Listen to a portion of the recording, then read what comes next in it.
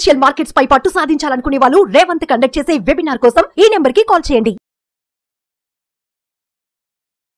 Sir either Ramakrishna గారు నమస్తే sir. నమస్తే అండి. రైట్, ఇక అదాని అవినీతి వ్యవహారానికి సంబంధించి ఒకసారి మనం ఇండెప్త్గా మాట్లాడుకుందాం. భారత్లో లంచాలు ఇచ్చేందుకు అమెరికాలో కొంతమంది పెట్టుబడిదారుల నుంచి నిధులను సమీకరించిన వ్యవహారంలో అదానీని అతనికి సంబంధించిన ఒక 7 మంది పైన అమెరికాలో కేసులు నమోదవ్వడం జరిగింది. సో ఈ నేపథ్యంలో అదాని గ్రూప్కి సంబంధించిన రేటింగ్స్ కూడా తగ్గించేసేశారు. ఏంటి అదాని వ్యవహారం ఇంకా ఎంతవరకు ముందుకు వెళ్ళే అవకాశం ఉందంటారు? గతంలో జరిగిన హిండెన్బర్గ్ వ్యవహారానికి ఇప్పుడు జరిగినటువంటి ఈ లంచాల అవినీతి కేసు వ్యవహారాన్ని ఏ విధంగా చూడాలి అంటారు? లేదంటే అప్పట్లాగానే ఈ వ్యవహారాన్ని తుస్సుమనిపించేలా చేస్తారా? లేదంటే ఇది ఇంకా సీరియస్గా ముందుకెళ్ళే అవకాశం ఉందంటారా? అమెరికన్ ఫెడరల్ కోర్ట్స్లో ఈ కేసు నమోదైంది. ఇది మొత్తం ఎప్పుడు ప్రారంభమైందంటే లాస్ట్ ఇయర్ 23 మార్చ్లో first FBI raids Sagar Adani మీద, అంటే ఆయన మేనల్లుడు వరుస అవుతారు గౌతమ్ అదానికి, ఆయన మీద రైడ్స్ జరగడం జరిగింది. ఆయన కంప్యూటర్స్, ల్యాప్టాప్స్, ఫోన్స్ అన్ని స్వాధీనం చేసుకొని ఆయన విచారించి వెళ్ళిపోయారు FBI వాళ్ళు. ఫెడరల్ బ్యూరో ఆఫ్ ఇన్వెస్టిగేషన్ అంట, మనకి ఇండియాలో CBI లాగా అమెరికాలో FBI ఉంటుంది. సో ఎప్పుడైతే అది తీసుకున్నారో అంటే వాళ్ళకందరికీ అవగాహన ఉంది. ఒక ఇండియా లాంటి దేశంలో ఏ చిన్న పని కావాలన్నా కానీ చాలా లేట్ అవుతుంది.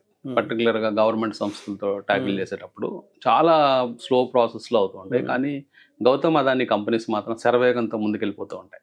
అంటే విపరీతమైన వేగంతో, అపరిమితమైన వేగంతో వాళ్ళని ఆపే వాళ్ళు ఎవరు ఉండరు ఇక్కడ, అన్స్టాపబుల్ గా వెళ్తూ ఉంటాయి. సో దాని మీద వాళ్ళు ఏదో ఆలోచించి ఎంక్వైరీ చేసినట్టున్నారు అమెరికన్ సంస్థలు. సో మీరు అన్నట్లు ఇందాక హిండెన్బర్గ్ రిపోర్ట్ అప్పుడు తుస్మనిపించారని, కానీ ఇది హిండెన్బర్గ్ అంటే ఒక ప్రైవేట్ సంస్థ. వాళ్ళు కేవలం షార్ట్ సెల్లింగ్ ఆపర్చునిటీస్ కోసము వాళ్ళ లొసుగులు బయట పెట్టడం జరిగింది. కానీ అది ఒక సంస్థ కాబట్టి మన ఇండియన్ గవర్నమెంట్ కానీ ఇక్కడ సిస్టమ్ కానీ వాళ్ళని అటాక్ చేయడం జరిగింది హిండెన్బర్గ్ని. ఇదంతా బేస్లెస్, ఇండియా మీద అటాక్ చేస్తున్నారు, అదాని మీద కాదని ఆ ఇష్యూని చిన్నగా తప్పించారు.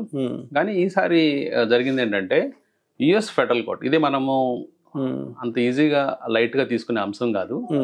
జనరల్గా ఇండియాలో లాగా కేసులు 20 ఏళ్ళు 30 ఏళ్ళు సాగదీత ఉండదు. కేవలం 1 year 1.5 yearలోనే మొత్తం శిక్షలు కూడా ఫైనల్ జడ్జిమెంట్ అయిపోతాయి. ఫైనల్ జడ్జిమెంట్ శిక్షలు కూడా పడిపోతాయి.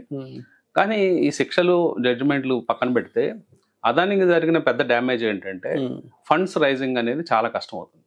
ఎప్పుడైతే ఇండైట్మెంట్ నోటీస్ వచ్చిందో అప్పుడు వెంటనే వాళ్ళు $600 million ఫండ్ రైజింగ్ ప్రోగ్రామ్ అని క్యాన్సిల్ చేసుకోవడం జరిగింది అమెరికాలో. అంటే ఎట్లా ఫెయిల్ అవుతుంది, ఓవర్ నైట్ రేటింగ్స్ పడిపోయినాయి, కేసు ఫైల్ అయింది కాబట్టి అని వాళ్ళు క్యాన్సిల్ చేసుకోవడం జరిగింది. అవమానం పొందే కంటే ముందే వాళ్ళే విత్డ్రా చేసుకున్నారు.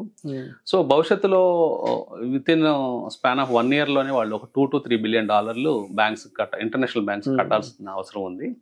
సో ఆ ప్రోగ్రాంలో భాగంలోనే లోన్స్ రీస్ట్రక్చరింగ్ ప్రాసెస్లు, అలాగే ఇట్లా ఫర్దర్గా ఫండ్స్ రైజ్ చేసి ఆ ఫండ్స్ని వాళ్ళకి ఇవ్వడం, ఆ బ్యాంకులకి ఇవ్వడం జరుగుతుంది.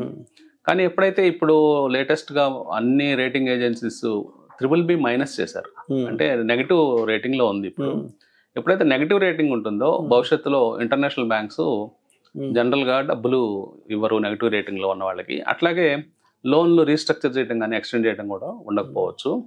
సో అదానికి పెద్ద బర్డెన్ అవుతుంది ఇప్పుడు. అంటే ఈ లోన్స్ అన్నింటినీ ఉన్న పళ్ళాన్ని తీర్చాలంటే అన్ని ప్రాజెక్ట్స్, చాలా ప్రాజెక్ట్స్ పైప్ లైన్లో ఉంటాయి. పైప్ లైన్లో ఉన్న ప్రాజెక్ట్స్లోంచి రెవెన్యూస్ ఏం రావు.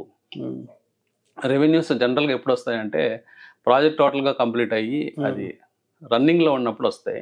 ఇప్పుడు రన్నింగ్లో లేవు కాబట్టి డబ్బులు రావు. అట్లాగే ఈ పే చేయాలంటే కూడా కష్టతరం అవుతుంది. ఇంకా లోకల్గా ఇండియన్ బ్యాంక్స్ మీద డిపెండ్ అవుతామంటే ప్రైవేట్ బ్యాంక్స్లో majority of the private banks బోర్డ్స్లో ఫారినర్సే ఉన్నారు.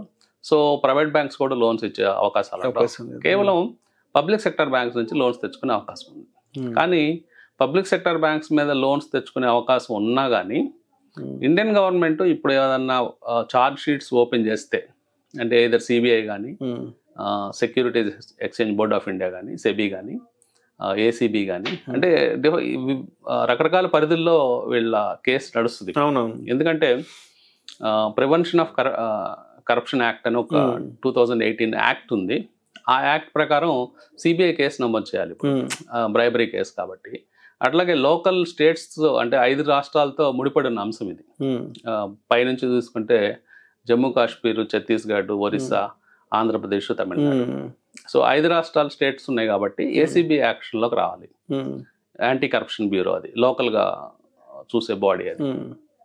సో పైనుంచి చూస్తే సెంట్రల్ గవర్నమెంట్, సెబీ, ఏసీబీ వీళ్ళందరూ కూడా యాక్షన్లో ఉండి ఈ కేసును నడపాల్సిన అవసరం ఉంటుంది. సో వీళ్ళందరూ యాక్షన్లో తీసుకునే పక్షంలో పబ్లిక్ సెక్టర్ బ్యాంక్స్ కూడా లోన్స్ ఇవ్వడానికి వాళ్ళ రూల్స్ ఒప్పుకోకపోవచ్చు. ఒక కంపెనీ మీద ఇట్లాంటి బ్రైబరీ కేసులు ఉన్నా కానీ, వేరే మిస్ రిపోర్టింగ్ కేసులు ఉన్నా కానీ, అంటే ప్రాఫిట్స్ వచ్చినప్పుడు దాచిపెట్టినా కానీ వాళ్ళకి లోన్స్ ఇవ్వకూడదని కొన్ని రూల్ బుక్ ఉంటుంది. కాబట్టి కొంచెం అదానికి గేట్స్ క్లోజ్ అవుతున్నట్టు అర్థమవుతుంది.